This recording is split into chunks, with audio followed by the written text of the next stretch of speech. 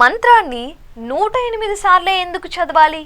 దాని వెనుక ఉన్న రహస్యం ఏంటి? ఆ విషయాలను ఈ వీడియోలో తెలుసుకుందాం. మనిషిలోని శ్వాసకు, యోగ శాస్త్రంలోని షట్చక్రాలకు కూడా ఈ సంఖ్యకు అవినాభావ సంబంధం ఉంది.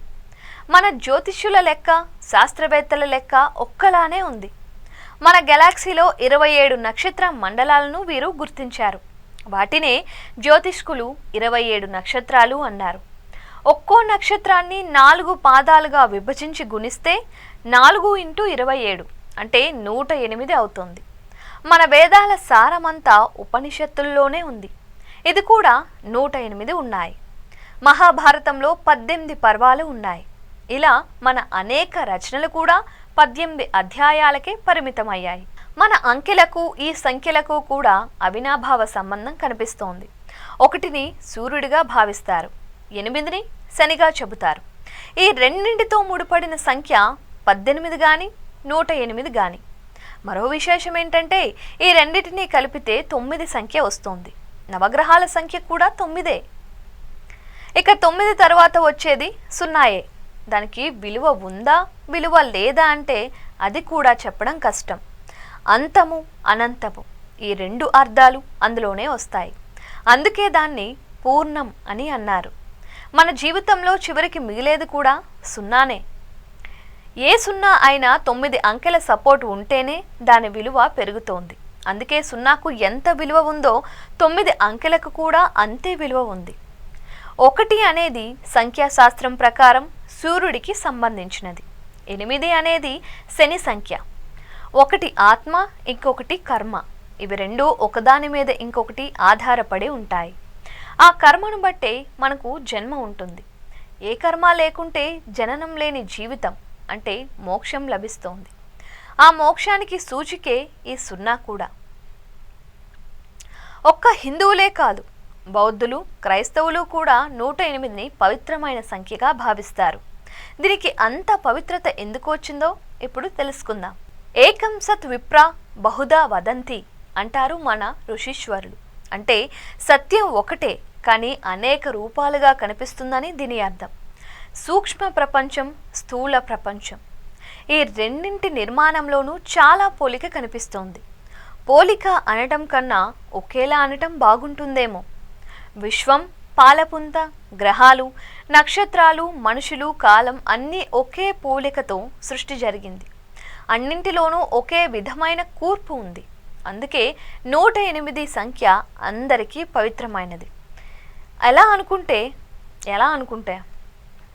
ఎలా అంటే మనకున్న 27 నక్షత్రాలను 4 పాదాలతో గుణిస్తే 108 వస్తుంది. భూమికి చంద్రుడికి మధ్య దూరం చంద్రుడి వ్యాసానికి 108 రెట్లు ఉందని మన ఋషులు చెప్పారు. అలాగే భూమికి సూర్యునికి మధ్య దూరం సూర్యుని వ్యాసానికి 108 రెట్లు ఉందని కూడా చెప్పారు. సూర్యుడి వ్యాసం భూమి వ్యాసానికి 108 రెట్లు ఉండడం మరో ఆశ్చర్యకరమైన విషయం. ఆనాడు మన ఋషులు చెప్పిన గణననే నేడు మన శాస్త్రవేత్తలు కూడా చెబుతున్నారు. వెండి అణుబరువు 108గా చెబుతూ ఉంటారు. చంద్రశక్తికి కూడా ఇది సంకేతమే. మన భాషలోనూ 54 అక్షరాలు ఉన్నాయి. అవి స్త్రీ పురుష శక్తిని సూచిస్తాయి.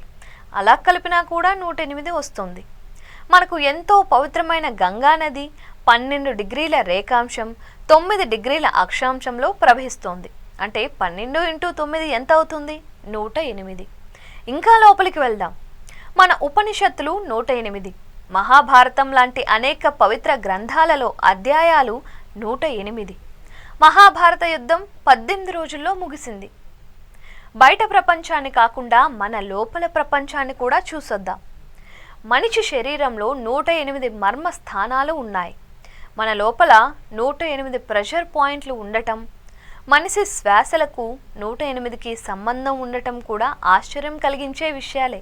మనిషి నిమిషానికి 17 శ్వాసలు తీసుకుంటాడు. అంటే గంటకు 900 సార్లు. 12 గంటలకు 10,800 శ్వాసలు వస్తాయి.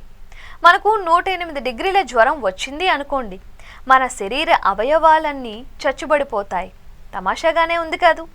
మనిషి గుండెలో 108 శక్తి రేఖలు ఉన్నాయంట. శ్రీచక్రంలో 54 స్త్రీ 54 పురుష అంతర్భాగాలు ఉన్నాయి. మొత్తం కలిపితే 108 వస్తుంది. శిశువు జననం విషయంలో నక్షత్రానికి ఎంతో ప్రాధాన్యం ఉంటుంది. శిశు జనన సమయంలో చంద్రుడు ఏ నక్షత్రం ఎన్నో పాదంలో ఉంటాడో దాని ప్రభావం మీద శిశువు భవిష్య జీవితం ఆధారపడి ఉంటుంది. మనకున్న 12 రాశులను 9 గ్రహాలతో హెచ్చించిన 108 వస్తోంది. మనిషి సగటున 21,600 శ్వాసలు తీసుకుంటాడు. ఇందులో 10,800 సూర్యాంశ, 10,800 చంద్రాంశ ఉంటుంది.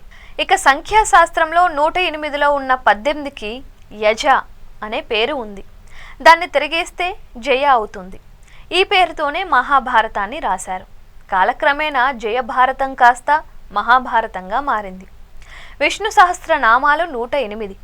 అష్టోత్తరాలలో 108 నామాలతో దేవతలను మనం ఆరాధిస్తూ ఉంటాం.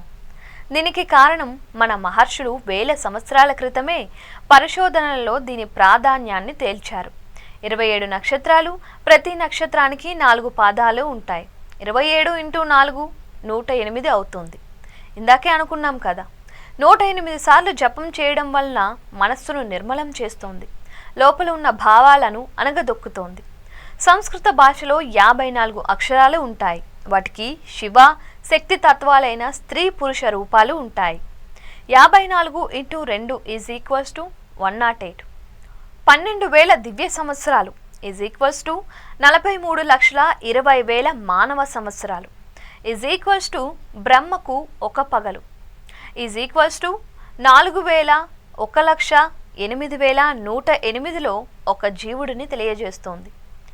8 జీవిత తత్వాలను తెలియజేస్తుంది. 0 పరిపూర్ణ భగవత్తత్వం. ఈ శరీరాన్ని జీవుడిని కలిపి నియమించేది పరిపూర్ణ భగవత్తత్వము 108. ఈ సంఖ్యను కూడితే 1 + 0 + 8 = 9. చాలా ముఖ్యమైన సంఖ్య. 9తో ఏది కలిపినా వచ్చిన సంఖ్యలో నెంబర్లను కలిపితే చివరకు అదే వస్తుంది. ఈ సృష్టికి 9కి అవినాభావ సంబంధం ఉంది. సృష్టి, స్థితి, లయకారులైన త్రిమూర్తులలో బ్రహ్మ ఒకరు. బ్రహ్మ విష్ణువు బొడ్డు నుంచి పుట్టుకొచ్చిన కమలంలో ఆవిర్భవించారు. అందుకే విష్ణువును కమలనాభుడు, పద్మనాభుడు అని, బ్రహ్మను కమల సంభువుడు అని అంటారు. సృష్టికర్త బ్రహ్మ 432 కోట్ల సంవత్సరాల పాటు సృష్టిని కొనసాగిస్తాడని అంటారు. ఇది బ్రహ్మకు ఒక పగలు. కల్పం ముగిశాక గొప్ప ప్రళయం వచ్చి సృష్టి అంతా నశించిపోతుందంట. దాన్ని కల్పాంతం అంటారు. కల్పాంతం 432 కోట్ల సంవత్సరాల పాటు కొనసాగుతోంది. అది బ్రహ్మకు ఒక రాత్రి. ఒక కల్పం, కల్పాంతం కలిస్తే బ్రహ్మకు ఒక రోజు. ఇలాంటి రోజులు 360 గడిస్తే అది బ్రహ్మకు ఒక సంవత్సరం. ఇలాంటి సంవత్సరాలు 100 గడిస్తే బ్రహ్మకు ఆయుర్దాయం తీరిపోతోంది. అప్పుడు ఇప్పుడున్న బ్రహ్మస్థానంలో ఇంకొకరు బ్రహ్మత్వం పొందుతారని మన పురాణాలు చెబుతున్నాయి. వీటి ఆధారంగా హనుమంతుడిని కాబోయే బ్రహ్మగా చెబుతూ ఉంటారు. ఇది మన సృష్టి రహస్యంలోని గొప్పతనం. 108 సంఖ్యకు ఉన్న ప్రత్యేకత. చివరగా చెప్పబోయే పరమసత్యం ఏంటి అంటే, ఈ చరాచర ప్రకృతిని మాయ ఆవరించి ఉంటుంది. ఆ మాయను జయించి అధిగమిస్తేనే కానీ అద్వైతం అవగతం అవదు, అవగాహనకు రాదు, అనుభవం కాదు. అలా అద్వైతం అనుభవంలోకి వస్తే పరమసత్యం గోచరిస్తోంది. ఇది సాంకేతిక ముగ మార్మిక భాషలో ఋషి పరంపర మనకు బోధించబడిన సృష్టి రహస్యం. ఈ 108 సంఖ్యను ఎడమ నుంచి కుడికి అర్థం చేసుకోవాలి. అలా ఈ కోణంలో ఆలోచిస్తే మొదట మనం ఛేదించాల్సింది 8ని. 8 మాయకు సంకేతం. ఆ మాయ ప్రకృతి స్వరూపం. అంటే ప్రకృతి స్వరూపమైన మాయను జయించి అధిగమిస్తేనే ఈ విశ్వ రచన మూలతత్వం అర్థమవుతోంది. ఈ చరాచర సృష్టి మూల బీజానికి 0 సంకేతము. ఇదే అద్వైతం. ఈ అద్వైతం 0ను అర్థము చేసుకున్న వ్యక్తి పరమ సత్యాన్ని అవగతం చేసుకొని జీవాత్మ పరమాత్మగా పరిణామం చెందుతాడు. ఈ పరిణామానికి సంకేతం ఒకటి.